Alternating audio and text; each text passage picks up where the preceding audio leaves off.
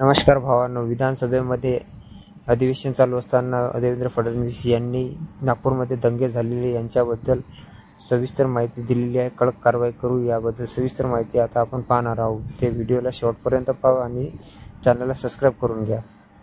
तर व्हिडिओला शेवटपर्यंत पहा।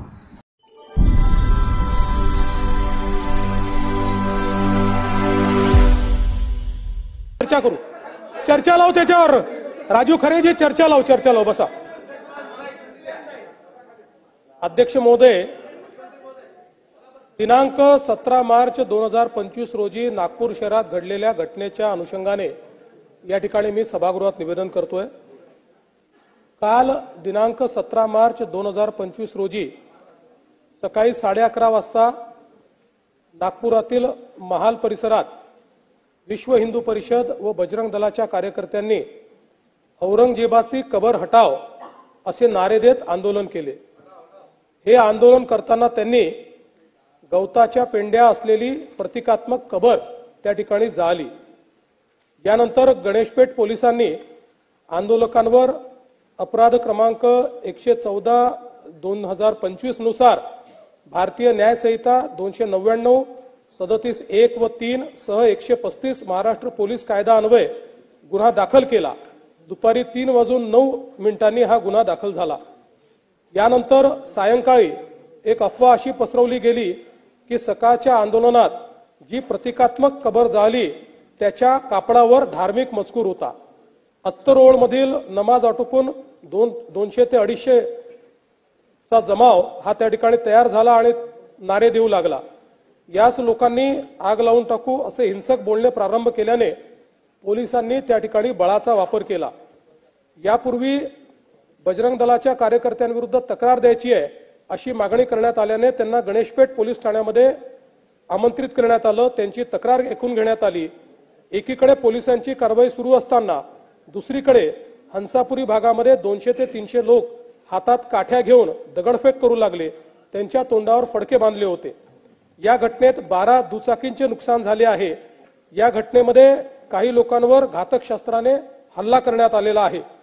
तिसरी घटना भालदारपुरा भागात सायंकाळी 7:30 वाजता झाली। 80 ते 100 लोकांचा जमाव तिथे होता। तिथे त्यांनी पोलिसांवर हल्ला केला, त्यामुळे अश्रुधूर व सौम्य बळाचा वापर करावा लागला। या घटनेत एक क्रेन, 2 जेसीबी व काही 4 चाकी वाहने ही जाळण्यात आली। या संपूर्ण घटनेमध्ये 33 पोलीस जखमी झाले आहेत, ज्यामध्ये 3 उपायुक्त दर्जाचे पोलीस आहेत। त्यातल्या एका पोलीस उपायुक्तावर कुऱ्हाडीने त्या ठिकाणी हल्ला करण्यात आलेला आहे। एकूण 5 नागरिक जखमी झालेले आहेत। तिघांना उपचार करून सोडले आहेत। 2 रुग्णालयात आहेत, यातला एक आयसीयूत आहे। एकूण 3 गुन्हे गणेशपेठ पोलीस ठाण्यात दाखल झाले आहेत। तहसील पोलीस ठाण्यात 2 गुन्हे दाखल करण्याची प्रक्रिया सुरू आहे। असे एकूण 5 गुन्हे आहेत। 11 पोलीस ठाण्याच्या हद्दीत संचारबंदी लागू करण्यात आलेली आहे। एंट्री पॉइंटवर नाकाबंदी या तहसील कोतवाली, गणेशपेठ, पाचपावली, लकडगंज, शांतीनगर, सक्करदरा, नंदनवन, इमामवाडा, यशोधरा नगर, कपिल नगर या ठाण्यांचा समावेश आहे। एसआरपीएफच्या 5 तुकड्या या ठिकाणी तैनात करण्यात आलेल्या आहेत। राज्याच्या पोलीस महासंचालकांनी सर्व सीपीएसपी यांची व्हीसी घेऊन राज्यभर कायदा आणि सुव्यवस्था राखण्याचे निर्देश दिलेले आहेत। अध्यक्ष महोदय, एकूणच याच्यामध्ये जर आपण बघितलं तर सकाळची एक घटना घडल्यानंतर मध्यंतरीच्या काळामध्ये पूर्णपणे शांतता होती, पण त्यानंतर मात्र संध्याकाळी काही लोकांनी जाणीवपूर्वक अशा प्रकारचा हल्ला केल्याचं या ठिकाणी लक्षात येत आहे। याचं कारण जवळपास एक ट्रॉली भरून त्या ठिकाणी दगड मिळालेले आहेत आणि काही लोकांनी जमा करून ठेवलेले दगड, वरती जमा करून ठेवलेले दगड हे आपल्याला पाहायला मिळाले। शस्त्र देखील मोठ्या प्रमाणात त्या ठिकाणी होते, ते शस्त्र जप्त करण्यात आलेले आहेत। वाहनांची जाळपोळ त्या ठिकाणी झालेली आहे आणि ठरवून काही ठराविक घरांना, काही ठराविक आस्थापनांना त्या ठिकाणी लक्ष करण्यात आलेलं आहे। 3 डीसीपी लेवलचे लोक या ठिकाणी जखमी झालेले आहेत आणि जसं मी सांगितलं की यातल्या एका डीसीपीवर तर थेट कुऱ्हाडी वार हा त्या ठिकाणी करण्यात आलेला आहे। त्यामुळे निश्चितपणे याच्यामध्ये काही ना काही एक प्रकारे काही लोकांचा सुनियोजित पॅटर्न हा देखील त्या ठिकाणी दिसतो आहे। अशा लोकांना त्या ठिकाणी त्यांच्यावर कारवाई ही केलीच जाईल। कुठल्याही परिस्थितीमध्ये कायदा आणि सुव्यवस्था हाती घेण्याची कोणालाही परवानगी या ठिकाणी देण्यात येणार नाही। आणि मी एक गोष्ट स्पष्टपणे सांगतो, पोलिसांवर ज्यांनी हल्ला केला असेल त्यांना काय झालं तरी सोडलं जाणार नाही.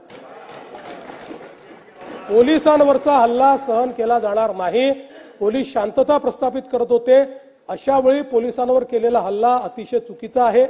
अध्यक्ष महोदय, खरं म्हणजे महाराष्ट्रामध्ये कायदा आणि सुव्यवस्था राखणं, शांतता राखणं आपल्या सगळ्यांची जबाबदारी आहे.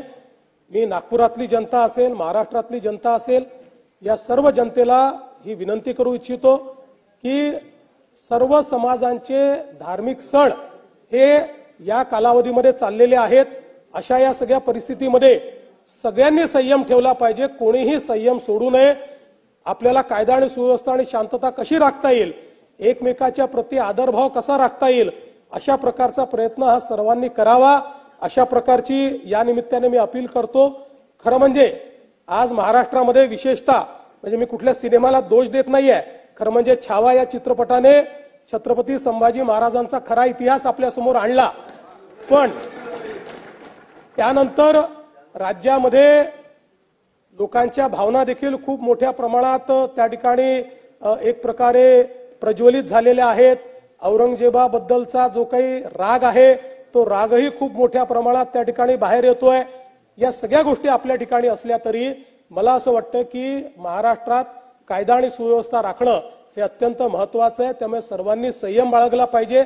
महाराष्ट्र एक प्रगतिशील राज्य आहे. या राज्यामध्ये मोठ्या प्रमाणात इन्व्हेस्टमेंट येत आहे. या ठिकाणची कायदा सुव्यवस्था, इथली सगळी जी काही सामाजिक घडी आहे ही जर योग्य प्रकारे राहिली तर मला असं वाटतं की आज ज्या प्रगतीकडे आपण चाललोय त्या दिशेने जाण्यास आपल्याला अधिक मदत होईल. आणि म्हणून निश्चितपणे कायदा आणि सुव्यवस्था राखण्याकरता, शांतता राखण्याकरता मी आवाहन करतो. आणि त्यासोबत ही देखील चेतावणी देतो की कोणीही या ठिकाणी जर दंगा करण्याचा प्रयत्न केला, त्याचा जात धर्म न पाहता त्याच्यावर कारवाई केली जाईल. आणि पोलिसांवर जर कोणी हल्ला केला तर त्यांना सोडलं जाणार नाही. त्यांच्यावर कडक कारवाई ही केली जाईल, हे देखील या निमित्ताने मी सांगतो.